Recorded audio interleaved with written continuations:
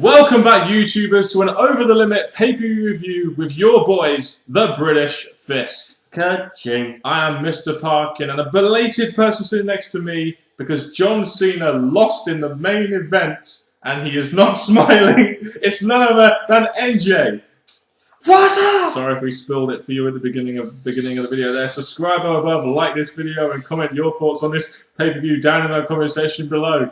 Make sure you contact us in the links in the description box below. Indeed. We started off with the whole YouTube pre-show again, which I must admit, I do like the idea of. We had Kane defeating Zack Ryder in a pretty standard match, and I'm glad Kane won. It was okay for what it was. It did the right thing, because obviously with Kane being the guy that's much bigger than Zack Ryder, it did its job, and I'm just thinking it's still stupid that Kane was in a pre-show, but there we go. Yeah, and to open up the show this week, we had the entrances to the Battle Royal while Cole was burying Josh Matthews and Matt Striker. We had the entrances shown on the YouTube pre-show, and then we had the People Power Battle Royal to open the show. We had people like Carly, Miz, Tyson Kidd, Drew McIntyre, Alex Riley, David Otunga, William Regal, and a special return by none other than Christian. Yeah, and this match was basically determined the winner will face either the US champion or the IC champion. And this match was okay because obviously it got wrestlers involved. It got a match that was unexpected to happen, and it made a number one contendership, which, as you know, people, I'm a fan of. Yeah, we all know you're a great fan of number one contenderships, NJ. But yeah, I mean, it was a nice little filler match to start off the pay-per-view. A Battle Royal, we don't really get too many of those on pay-per-views unless it's that massive one at the Royal Rumble in January. But it determined a number one contendership for the IC or US champion, and I think it was no real surprise that on Christian's return, even though it was technically his return was on the YouTube pre-show, it comes as no real surprise that Christian got a fantastic reception when he came back, was immediately turned face by the crowd, and won this match on his return. No real surprise, really, for me. I thought this was the right decision. And it was good because they cancelled like they normally do the wrestlers down and left the ones with the right people in the end, and Miz was there, so it was all wrapped up quite nicely. And there was Christian in the end and gets the win, so I have no complaints here. It gives Christian a new direction, and it gives a good warm-up match for the pay-per-view. Pretty much, because the pay-per-view hadn't officially started, really, until after this match, according to WWE's intros. I do think having Christian as a babyface is a good idea, really, mainly because of what happened in the main event with the big heel turn. So having Christian as a mid-card babyface, probably a very credible mid-card babyface, I'm all for. And the big surprise is that we got the feeling that it was not going to be a face turn because he picked face Santino. Yes, but later on in the night we had a little interview segment where, or a little backstage segment where we found out that he wasn't going to go after Cody Rhodes, and I think after the reaction he got, the WWE kind of realised that they maybe probably should have made him face Cody Rhodes. So they actually did turn face at this pay-per-view and would face Cody Rhodes later on in the night. It was definitely doing its job, obviously, with Christian back and people complaining, pretty sure that Cody Rhodes weren't going to have a pay-per-view match. They swerved it around and did the right thing. Yeah, it was the right booking decision in our opinion. We officially opened the pay-per-view after the intros and stuff 15 minutes in with the Tag Team Championship match between R-Truth, Kofi Kingston, and Dolph Ziggler and Jack Swagger. I thought this was a pretty good opener. I do like tag action opening the show. It's generally pretty fast-paced. There were times when the crowd were pretty into it, and it doesn't really come as a surprise that R-Truth and Kofi Kingston retained 12.5 minutes. It was a decent opener, I'd say. Pretty good match. With these four all together, it was a good match. It built up nicely. At the same time, I'm thinking that this whole Swag and Ziggler thing should come to an end. But at the same time, they did put on a good match and competitors for the Tag Team Championships. Yeah, and Dolph really does know how to sell moves, doesn't he, that boy? He's one of the best sellers in WWE right now. No surprise that R-Truth and Kofi Kingston retain on one of their first title defenses at a pay-per-view. So, a decent opener, in my opinion. Very good match. In our second match of the evening, we had our second championship match. WWE Divas Championship action between Beth Phoenix and Layla. And the first thing that really came to mind here was we want Karma chants. People want Karma, don't they? People love Karma, and it's no surprise they want to see her because she is a massive superstar in WWE. And the fact she's been teased, I think the tease the crowd wanting is still going to be there. Pay-per-view after pay-per-view after pay-per-view. So maybe WWE will eventually give Karma her return and have her in the feud that she needs to be in. Yep, and the match itself went about 7 minutes. You had Beth Phoenix going after the injured knee, which was good psychology. The crowd, in my opinion, weren't really into this match until like the last sort of 2 minutes. The last 2 minutes of action was quite good. The first 5 minutes was kind of meh. Layla wins with the neck breaker. No surprise to see Layla retaining against Beth Phoenix. Very true. And two things I want to say is that Layla got the match that I wanted, which was a good length match against one as big as Beth Phoenix. Very good. And the match wasn't a boring Divas match. I thought this was quite competitive and pretty good move from both Divas. So overall, I'm satisfied with this Divas match. Yeah, much better than a lot of previous pay-per-view Divas matches we've had in the past. So yeah, I was pretty happy with this. Last 2 minutes was really good in my opinion. The first 5 was kind of a little bit off, but just that's probably because Layla's just come back from an injury. So there we go. Beth Phoenix gives the win to Layla. Good thing for Beth and good thing for Layla as she progresses as the Divas champion. Indeedly doodly. The next match was our World Heavyweight Championship match, the Fatal 4-Way between Sheamus, Randy Orton, Chris Jericho, and Del Rio. Even though by the go-home show you'd think it was just Sheamus versus Randy Orton, but there we go. A nice, fun little Fatal 4-Way in my opinion. I did think. I did like how Jericho and Del Rio worked on the faces for the first 5 minutes until that little thing ended, and yeah, I think this is a pretty good Fatal 4-Way. Each guy, as we both commented during the match, did look like he could win. I think we both were very impressed with the booking of Del Rio in this match. He looked pretty legit. After Del Rio not really having much appearances really on Raw, SmackDown, for him to be involved in this match and for him to get his moments, his arm locks and stuff like that, really warmed up. The match has led up to a good finish. RKO's everywhere. Jericho's code breaker. And you had Del Rio. It's all very good, nicely done. So I do like how this match went. The only thing I would have done differently is maybe Palace as the opener. Not really. Thanks for WWE. No, because when Daniel Bryan's not the champion, they're definitely not making him open the card. But there we go.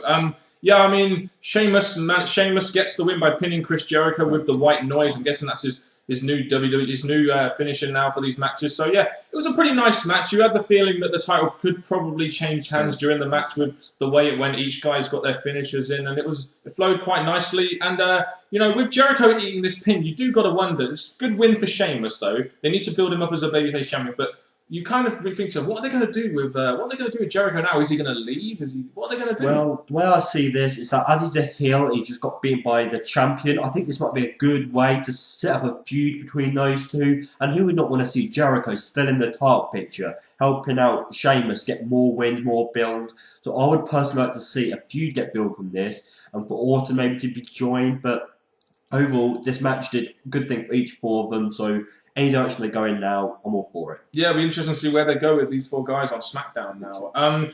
Tyler Rex and Hawkins were confiscating signs out down at ringside. Not that WWE don't do that anyway. Don't know why they hired them as their own personal sign confiscation goons. Yeah, that was very much needed, this pay-per-view WWE. Very much needed. They did great. Yeah, a couple of jobbers doing a good job out there confiscating signs, which has so blatantly just been placed into the crowd. But there we go. We move on. Miz versus Funkasaurus was next. We kind of thought going into this, with only 5 matches being announced, that we may get a Funkasaurus squash match. And we had Miz cutting a promo beforehand, talking about how much he hates the Funkasaurus. And we get to see a bit of Miz's Michael Jackson enthusiasm at the beginning, don't we, as well? That was pretty funny. Yeah, that's exactly what we need for a guy that we want to be taken seriously once again. See him dancing in the ring. And that was good and all, but going against Brodus Clay, we're not really expecting much from Miz. We're all concentrating on Funkasaurus, but at the same time, if they're not going to give Funkasaurus a feud, why give him these pay-per-view matches where he's got nothing of interest for us? But overall, we knew that Miz was going to get squashed, and your concentration is more on Funkasaurus, there's no feud, instead of the Miz, who's an ex-WWE champion. Good thinking, WWE. As much as I agree with that, I do think WWE do need to try and build some credible baby faces. So at the same time, I'm kind of conflicted. As much as I don't like Miz losing, they do need to at least get Funkasaurus wins on pay-per-views and put him in a feud. I think they do need to put him in a feud. But there we go. Typical Funkasaurus squash match, really. Funkasaurus wins the match. That's it. Yep, Cody Rhodes versus Christian was next for the Intercontinental Championship. I think we need to remember here that Christian really hasn't been properly on TV, especially on pay-per-view, since November.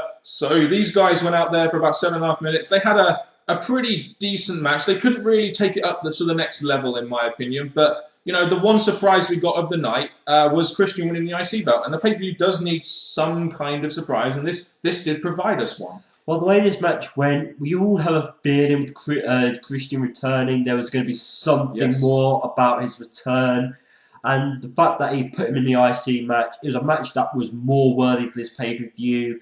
Thing is, Cody Rhodes being the cocky guy he is, he's just regained the championship, now he's lost it again. But at the same time, his cockiness screwed the match up. But even like I said, he's lost on SmackDown, he's lost on to Santino, now he's lost to Christian. Has Cody Rhodes done something wrong, or is this actually going to be the time where the WWE think, right, after his rematch with Christian, they're going to give him the push? Push into the main event scene for the WWE Championship. Who really knows? If Sheamus is the champion, I'm going to feel that's going to be for the long while. They're probably going to need to feed him heels, and Cody Rhodes may be the one person to do that. I think the way they built this through the night with Christian returning, I kind of predicted he would win the belt just because it is his return. And to be honest with you guys, especially with the heel turn we're going to get later on in the show, we did need a credible mid-card babyface, didn't we, to maybe take that championship? Because there aren't many of those, and there are probably more credible heels out there that can feud with Christian for that IC belt, one of them being possibly Cody Rhodes in a rematch. This is a good way of looking at it, because now Christian is another top wrestler for the WWE, so whoever he faces are going to be good matches, and it's going to help to build up, hopefully, other future heels in the mid-card. Yep, so new Intercontinental Champion Christian on his return as well. So that was a pretty nice little surprise that WWE gave us on this filler pay-per-view. CM Punk versus Daniel Bryan. We have a lot of positive things to say about this match. This was for the WWE Championship, as we all know. Daniel Bryan came out to pretty much a face reaction, as we have come to expect now on pay-per-views. CM Punk got a pretty damn good reaction as well. And these two, the back-and-forth crowd action in this match really does show how over both these guys are right now in WWE, didn't it? And yes, we went to saying that obviously Bryan had to play the heel, but obviously in this match it was more of a face versus face. And the way it went, it was nicely done. Again, the thing I liked about this match, I'm going to say straight up, is that they faced each other before, but that always had a screw-uppy finish. Yep. This match was the match I was really hoping for to go smoothly. We had an AJ thing backstage, which made fans think maybe she's going to get involved. But here we go into the match. No AJ, just a pure wrestling match between these two great wrestlers. And thumbs up to that. I really enjoyed this match. Yeah, I mean, it was probably the best pure wrestling match. Well, it was the best. It is the best pure wrestling match in WWE of this year. And it's no surprise, really, these guys went out there and had a great wrestling match. We had some good submission stuff in there, which you don't usually see in WWE. The psychology was pretty good in this match. The selling was very good. The chemistry between these two obviously was second to none. Didn't really see many botches in the match either. So, you know, overall, the match got 24 minutes. So they got a good time to go out there and wrestle and tell a good story. And they did that incredibly well. You kind of expected it from CM Punk and Daniel Bryan, but it was still very good to watch. It's still a very enjoyable match. And with all the submissions and all the way they worked well together and knew exactly what was coming, what to do. Daniel Bryan showing frustration. CM Punk keeping us cool. The match just went at it, and I very, very much liked it. The finish was maybe not the best for CM Punk, but it was a good way of making Daniel Bryan look like he was going to win. Then Punk getting the win over Bryan. Very good finish. Exactly, and that's what I was going to just touch upon there. You had CM Punk get the roll up, and then he taps about a second after he's got the pin on Daniel Bryan. So they kind of worked it in a way that they could have a rematch. It made CM Punk win while making Daniel Bryan look like he could compete with the WWE champion. So the booking in this match, it was nice for WWE to just let them go out and wrestle, because that was probably the best thing they could have done for these two guys. And I thoroughly enjoyed watching these two wrestle on WWE TV. Very much so. And the question about this now is, now they've had their match, Punk's beat Bryan. There's no really purpose for them to have a rematch, because there was no interference, no AJ. The finish made the finish, but he's still got a clean. He's still got a win. So either which way is Punk going to go, which way Bryan's going to go, are they going to have a rematch? Just a question. But overall, match of the night. I think if they were going to stop this feud and end it, they would have had a perfectly 100% clean finish. So, judged on that, I think they'll have a rematch on the way out. But definitely match of the night by far of the tonight. And a very good wrestling match between the two. It's what we haven't seen in WWE very often. Better than the main event. Warning. Spoiler. There you go. Before we go into the main event, we had a Ryback squash match. Lillian Garcia said it was Hunico in the ring, but it turned out to be Camacho. What's wrong with that girl? She keeps tripping over her shoes and stuff, and now she's botching in ring names. What's going on? Did Camacho win? No, Ryback. Ryback won, of course. Surprise, surprise.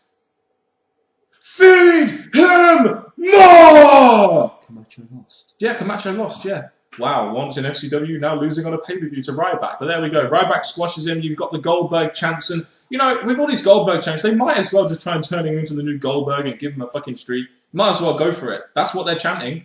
They can chant it, but Ryback's not going to be Goldberg. No, Goldberg is Goldberg and Ryback is Ryback. And all I can say is, Hopefully there'll be a proper feud going. I keep saying that to these newcomer wrestlers because as much as we can see them in squash matches, it's actually when they start to have direction where people like me actually believe in him more. Yeah, and they do need to try and get them, more, him and Brodus Clay, people like that, more over as baby faces. And I do think they do need to at some point put them in a feud, but they do need to get them on pay-per-views as well, as it does make them look like a big deal. Then we get to our main event.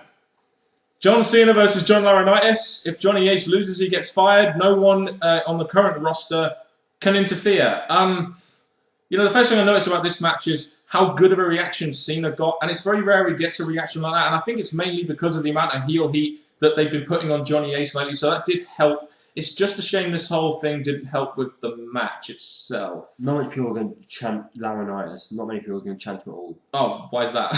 Laurinaitis is just, boring and boring. This match just showed how boring he is. And Cena didn't help the match. Overall, it was just boring. The match was... I'll tell you what, the match was pretty boring. You had Cena pretty much working Johnny Ace for about 10 minutes. Johnny Ace attacks the injured arm of John Cena, then low blows Cena.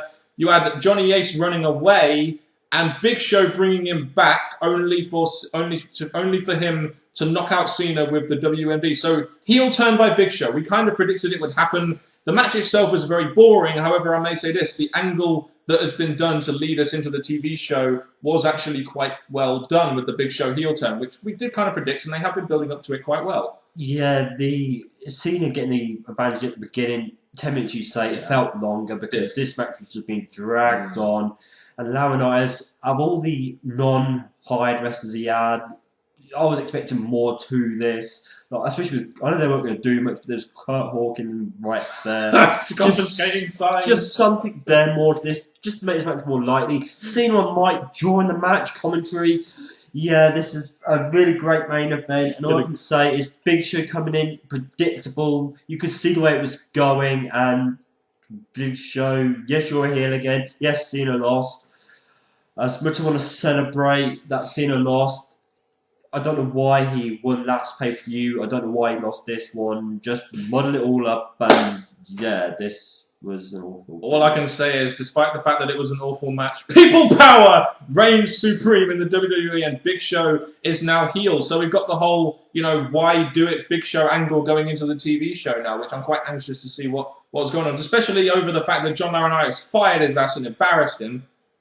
Yeah, there's the chance that, as we said in our predictions, this main event was going to lead to something coming into the TV shows, and with Raw coming up, there is a chance that Big Show will have some kind of match, maybe a match against Cena in his first match, and if Big Show wins, he gets his job back, or something like that. But this match has led us on to Raw and probably SmackDown. So a crappy main event, but at least it gave us like an angle to go onto Raw, which we could be kind of excited for. But there we go.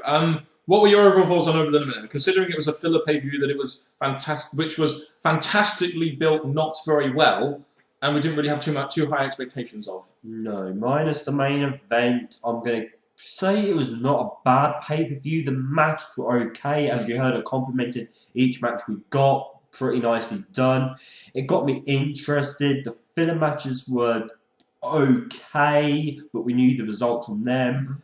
So overall, it wasn't bad. It's just a main event, as I say in my other reviews. It's the main event that really lets me down in some cases for the rest of the show. Yeah, I mean, the main event wasn't very good. You essentially attained a lot to your grading on the main event itself. I must admit, the Christian title win was a nice surprise. The Punk-Bryan match was a definite positive of the night. The best match.